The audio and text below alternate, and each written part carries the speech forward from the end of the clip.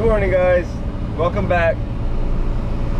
We're currently on the grader. We're gonna go to the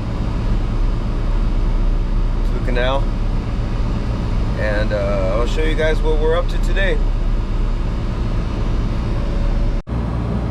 One thing I will tell you guys is so we transport the grader, the motor grader,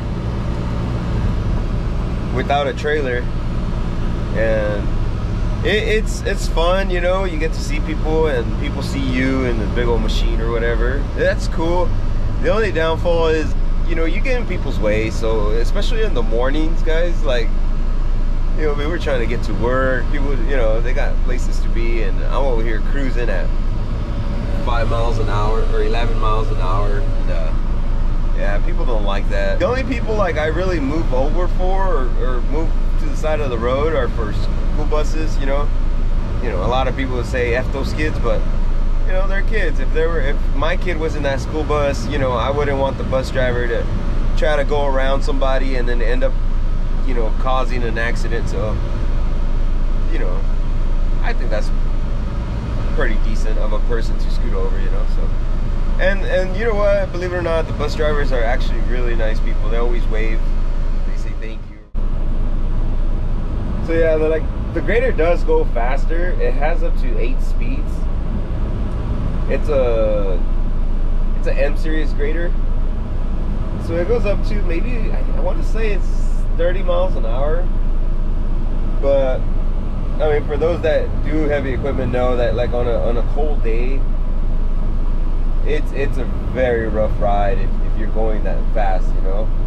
Especially with the tractor tires that it has, or mud tires that it has. Those tires are super hard on a cold day, so you don't want to be running 30 miles an hour when it gets really bouncy. It gets bad. So, you know, there goes the school bus. I don't know if you guys saw that, but there was a school bus. It gets really bad, very bouncy, so you don't want to cause an accident, especially with this motor grader. Like I said, it's an M series, and it's just the joystick that controls it, the steering. So if you have those front tires bouncing around, moving side to side, you know, it's kind of hard to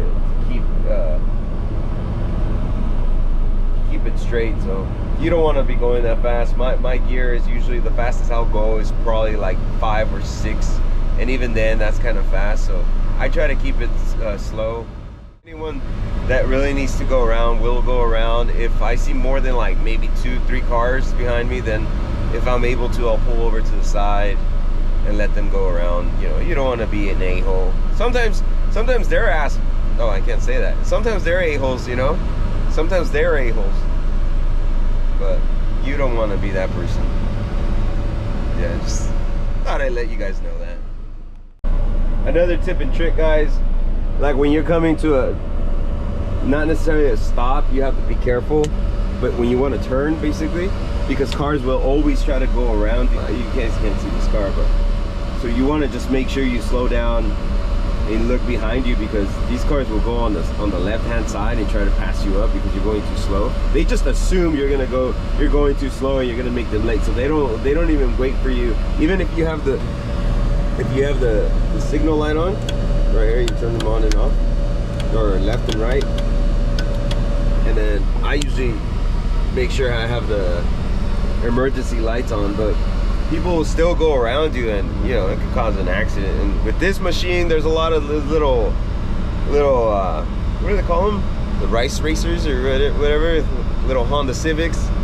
They're not Honda Civics no more. There's a bunch of them now. There's usually the Honda Civics evolved to Dodge Challengers and Chargers and Mustangs.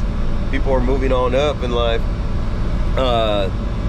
So usually those cars that want to pass you up regardless of how fast you're going. So you just got to be careful, because this machine will probably smash that car up like crazy, especially at stop signs, guys. This has, I want to say the nose on this bad boy is probably like 10 to 15 feet, you know, so it's kind of long.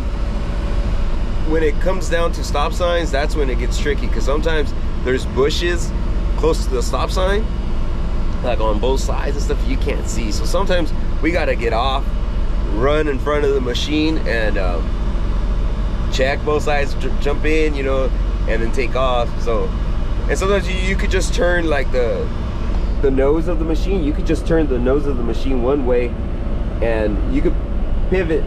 Like right here, I'll show you. You could pivot the back, and it'll get you closer to the intersection or whatever. Sorry guys, the view's horrible, but I shouldn't be doing this while I'm driving.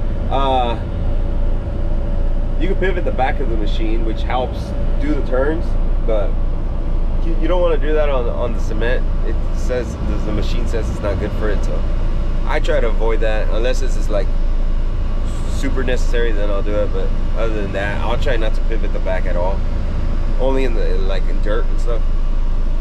But yeah guys, we're getting closer to where we're gonna go, so yeah, I'll set that up for you.